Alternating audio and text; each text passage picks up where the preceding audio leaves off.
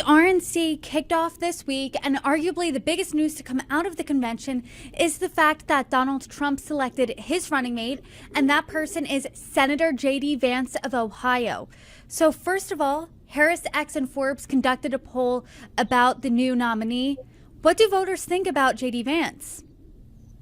Well, first, what you have to keep in mind about J.D. Vance is that even though he's been around for a few years as a senator and before that as a political figure after writing his very famous book, The Hillbilly Eulogy, he's still relatively unknown. And what I mean by that is that 21% of voters have not heard of him yet, and the full 23% don't have an opinion.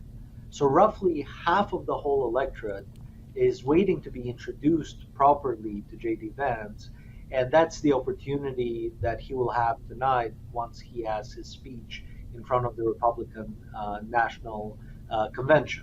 But I would say that of those who do know him, roughly equal numbers view him favorably to unfavorably. 27% favorably, 29% unfavorably.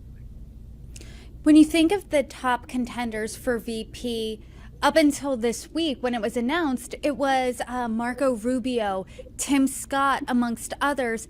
And these are lawmakers who have more of a national presence. Both of them have ran for president at some point in their career.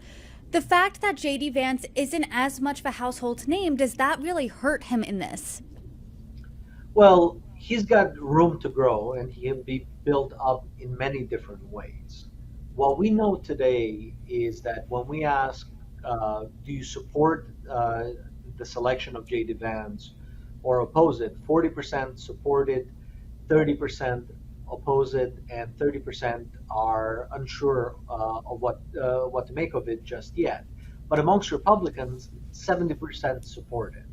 And when you ask Republicans, are you more or less likely to vote for Trump because of the selection of J.D. Vance as vice president, 41% that they are more likely to vote for him, 4% say that they're less likely to vote for him, and about 55% say that it will not impact their vote. And therein you get everything you need to know about vice presidential selections. The old quip is that a vice president doesn't help you, it can only hurt you.